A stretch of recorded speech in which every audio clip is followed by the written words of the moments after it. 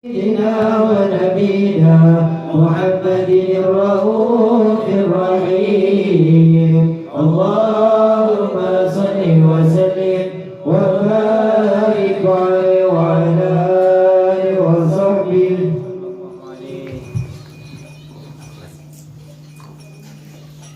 Assalamualaikum warahmatullahi wabarakatuh. Waalaikumsalam warahmatullahi wabarakatuh.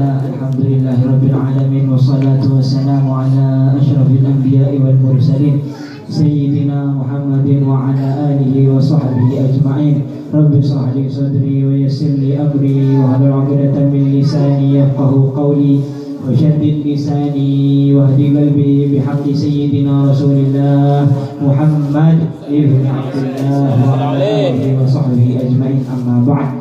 Al-Muhtaram wal-Mukarram yang saya hormati, yang saya muliakan, Ustaz Dur, Leti, dan juga Sahibul Bait, Bapak Jadi, sekeluarga, insyaAllah Allah panjangkan umurnya insyaAllah ya. Dan juga tak lupa juga jamaah hadrah, para hadirin sekalian yang saya hormati, yang saya muliakan.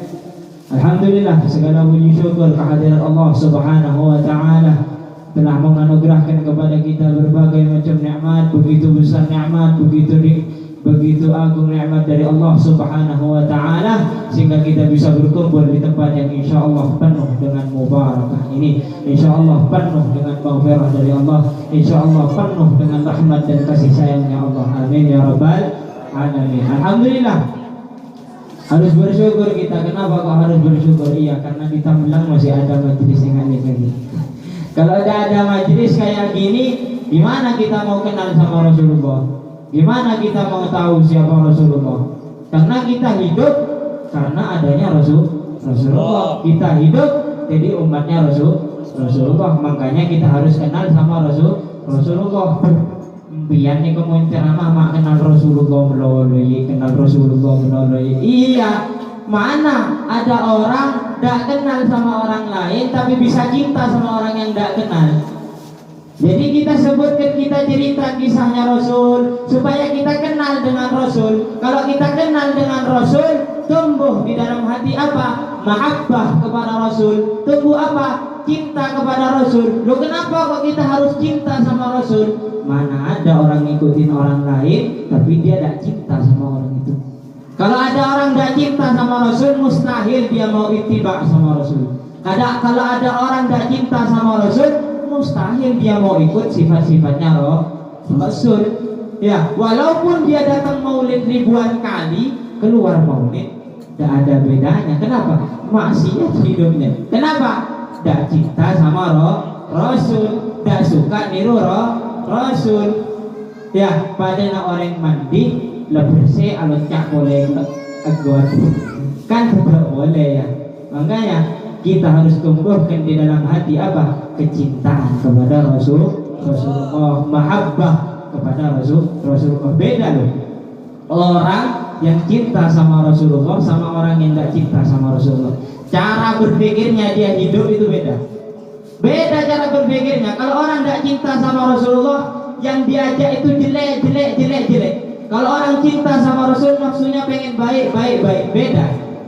Banyak contohnya ulama-ulama. Imam Malik pernah bermimpi berjumpa dengan Nabi Muhammad. Insya Allah kita semua bisa bermimpi berjumpa dengan Nabi Muhammad di dunia sebelum di akhirat, insya Allah. Imam Malik pernah mimpi berjumpa dengan Nabi Muhammad. Ketika Imam Malik bermimpi berjumpa dengan Nabi Muhammad bilang sama Imam Malik, "Ya Malik, baligh salami ila Muhammad bin Idris Asy-Syafi'i." Wahai Malik, sampaikan salamku kepada Muhammad bin Idris Asy-Syafi'i. Siapa Muhammad bin Idris Asy-Syafi'i? Imam Syafi'i. Imam Syafi'i ini siapa? Muridnya Imam Malik. Kita ini ikut madhabnya Imam Syafi'i. Ada madhab Maliki, madhabnya Imam Malik. Ada Hanafi, madhabnya Imam Hanafi. Ada madhab Hambali, madhabnya Imam Ahmad bin Hanbal. 4 madhab. Nah, Imam Malik ini gurunya Imam Syafi'i. Ya, Imam Malik ini jauh umurnya sama Imam Syafi'i. Imam Malik sudah tua, Imam Syafi'i masih muda. Tapi karena cerdasnya Imam Syafi'i, karena pintarnya Imam Syafi'i, karena sungguh-sungguhnya Imam Syafi'i, sampai Imam Syafi'i ini bagaikan permata, bagaikan cahaya matanya Imam Malik sudah.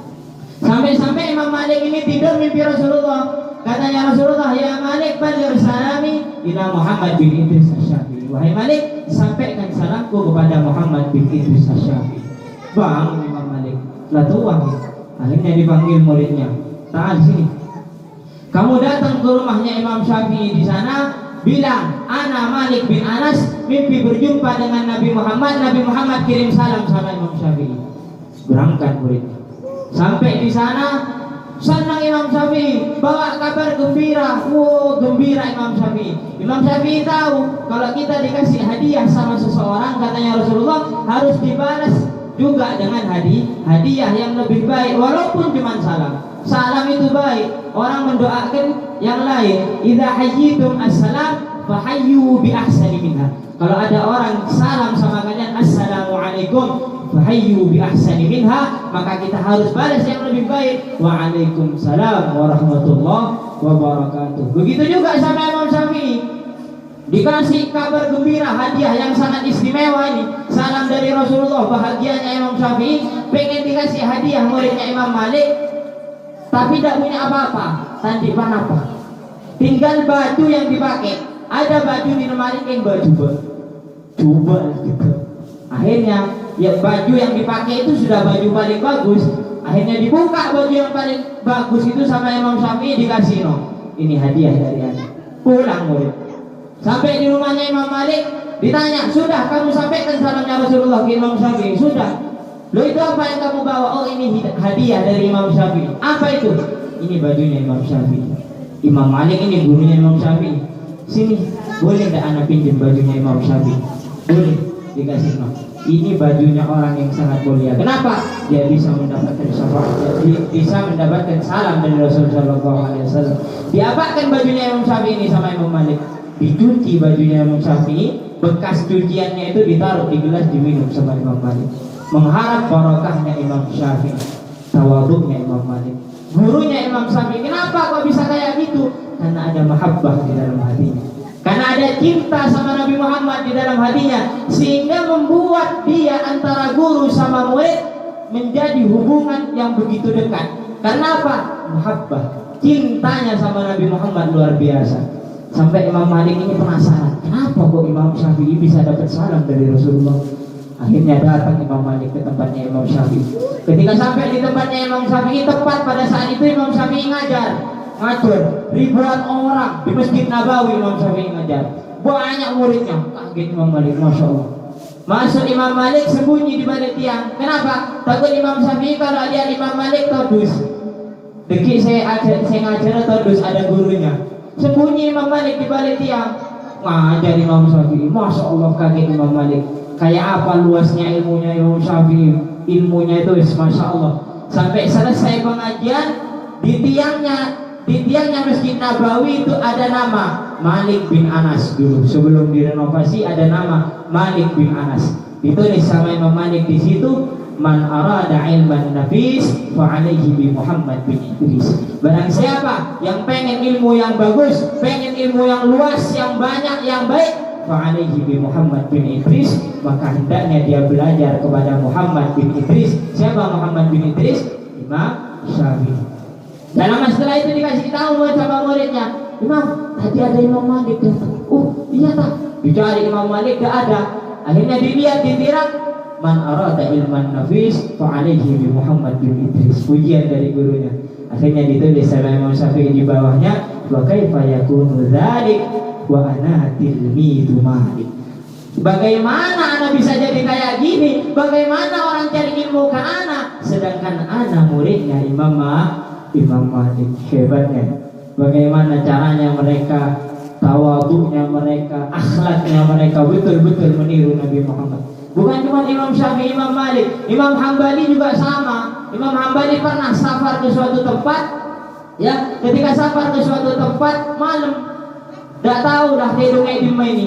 Akhirnya Imam Hambali lihat ada masjid, oh ada masjid, tidur di situ Imam Hambali. Ketika tidur di situ dibangunin sama penjaga masjid, jaga, mak ada Medina, ini tempat ibadah, tempat sholat, bukan tempat tidur keluar. Ini Imam Hambali. Imam Hambali ini terkenal di zamannya. Siapa yang tidak kenal sama namanya Imam Hambali? Semua pengen ketemu Orang ini tidak tahu kalau ini Imam Hambali. Keluar. Imam Hambali bilang, oh, anda tidak punya tempat tinggal nginep sehari, tidak apa-apa ya semalam. Tidak boleh. Keluar, ini tempat sholat. Dilempar Imam Hambali keluar. Tidak ngamuk. Kenapa? Tawadhu. Kenapa orang ini tidak tahu kalau itu Imam Hambali?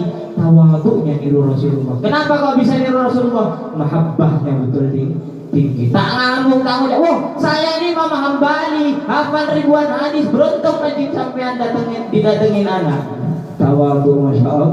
Masya Allah, hebatnya mereka. Makanya mereka itu mulia di mata Allah. Kenapa bisa mulia di mata Allah? Kenapa bisa mulia di mata manusia? Kenapa bisa mulia di mata makhluknya Allah? Karena mereka jadikan hidup Rasul Sallallahu Alaihi Wasallam sebagai uswatun hasanah di hidup mereka. Sebagai apa?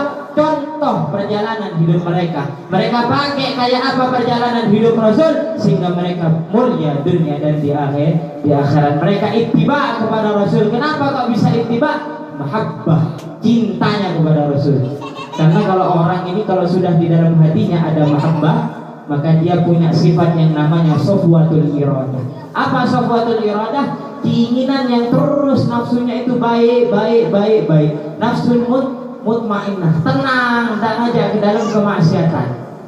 Itu makanya kayak apa tawadhunya Rasul dipakai sama mereka. Rasul ini walaupun tawadhunya kayak apa, punya wibawa yang masya Allah. Ya, membaan atamu sama orang yang masya Allah wibawanya kan tegang gitu ya. Siapa tak ada kelopain, apa sih kebaikan ada. Sama kayak orang ketemu Rasul, bukan cuma kelopain. Kalau orang ketemu Rasul bukan cuma kelopain apa, sampai menggigil ketakutan saking tingginya wibawanya Rasul. Apa katanya Rasul? Hawin anik, tenangkan dirimu. Inna ibni imra'ah ta'kulu gadid. Aku ini anaknya seorang wanita biasa. Ta'kulu gadid, aku makan gadid. Gadid ini kayak daging yang dijemur, bukan makanan orang kaya, makanan orang biasa. Ditenangkan sama Rasul. Seakan Rasul bilang sama dia, tenang, anak ini bukan anaknya raja, bukan anaknya orang kaya. Anak ini anaknya orang wanita biasa, bukan wanita pejabat. Ya, anak ini makan ya makan makanan sederhana. Dia tawadhunya Rasul Sallallahu Alaihi Wasallam, ditenangkan sama Rasul. Makanya kita harus punya mahabbah di dalam hati. Rasul pernah punya sahabat namanya Zahir bin Hararah. Zahir bin Hararah ini miskin, tidak punya apa-apa, hidupnya di gunung, di pedalaman Badui, nggak tahu belum, tak kenal dia orang ini. Badui pedalaman, ya Harir bin Hararah, sama Zahir bin Hararah. Tapi mahabbah cintanya sama Rasulullah luar biasa Zahir bin Hararah ini. Sampai setiap hari Zahir bin Hararah turun dari rumahnya kemana? Ke rumahnya Rasul mau ngasih hadiah sama Rasul. Kenapa? Mahabbahnya tinggi sama Rasul. Beni pas nyambi onta sampai jaring tandi ya, nyambi minyak sami ke minyak roti karo dibawa. Intinya setiap hari dia kasih hadiah sama Rasul. Setiap kasih hadiah sama Rasul dibalas dengan hadiah sama Rasul. Kenapa? Karena Rasul cinta sama dia. Kenapa kok bisa Rasul cinta sama dia? Karena dia punya mahabbah kepada Rasulullah. Pernah pada suatu hari Zahir bin Hararah ini mau jualan di Madinah. Ketika mau jualan di Madinah, Zahir bin Hararah turun bawa barang-barang sampai di Madinah, pengen ke rumahnya Rasul dulu. Tok. Assalamualaikum. Waalaikumsalam. Rasulullah ada? Oh, enggak ada, barusan keluar. Oh, Zahir ke pasar jualan, beber jualan. Okay. Zahir ini orang miskin, dan mau membawa datang ke Bumbano berderek tandi, datang nyari oh sabuk. Oh, mulai. Pak, gelap beda Zahir datang. Paling laguna di tempon ya kan gitu ya. Kalau Rasulullah enggak, ya Rasulullah tadi ada Zahir datang, lu mau apa Zahir, perlu apa Zahir? Dibuka pintu dicari Zahir. Rasulullah tahu kalau Zahir ke rumah langsung pulang berarti ke pasar jualan. Dicari sama Rasul di pasar sampai ketemu, oh ini Zahir. Ketika ketemu Zahir, Rasul pelan-pelan loncat langsung dipeluk Zahir. Lihat akhlaknya Rasul. Kita orang salaman sama orang pengemis miskin, dia tanangnya. Rasulullah tidak dipeluk. Zahir dipeluk, bukan cuma dipeluk Zahir ini, masih dibesarkan hatinya dengan apa? Dikasih candaan sama Rasulullah. Man yashtari hadzal 'abd, man yashtari hadzal 'abd, siapa yang mau beli budak? Siapa yang mau beli budak? Kocak budak Zahir. Puasang Zahir. Ya Allah, siapa ngicong Korea? Siapa ngicong Korea jual di budak Korea?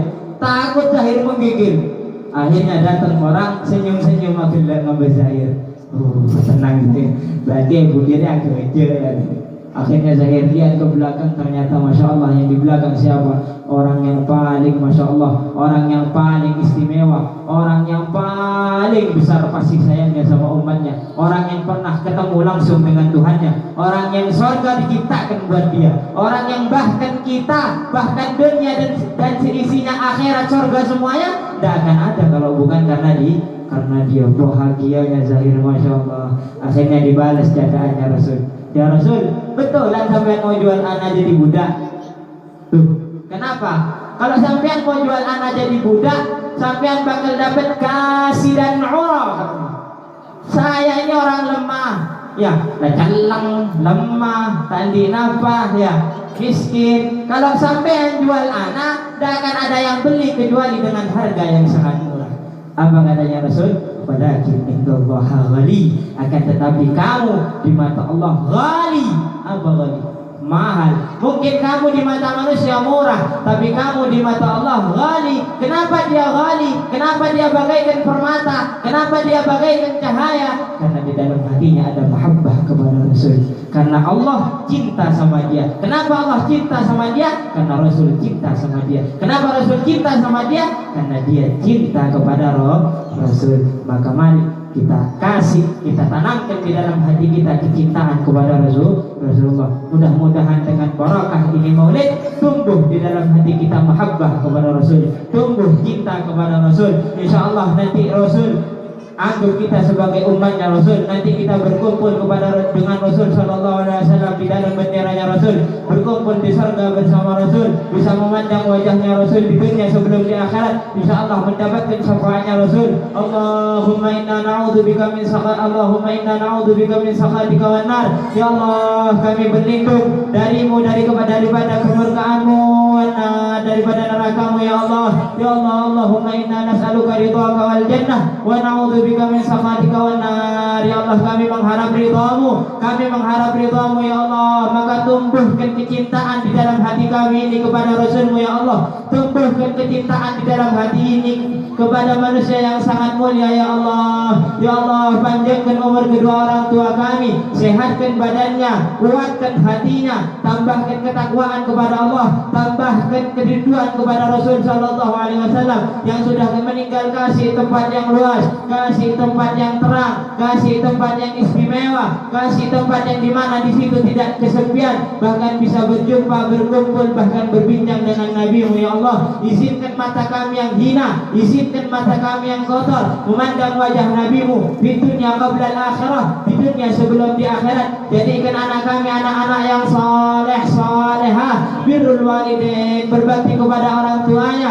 berakhlak dengan akhlaknya Rasul, tawadhu seperti Rasul, cintanya kepada Rasul luar biasa, akhlaknya kepada orang tua luar biasa, bisa membanggakan orang tuanya, membanggakan keluarganya, bahkan bisa membanggakan Nabi kita Muhammad Sallallahu Alaihi Wasallam. Amin ya rabbal alamin. Berdasarkan kesabaran saya banyak. Wabillahi taufiq wal hidayah.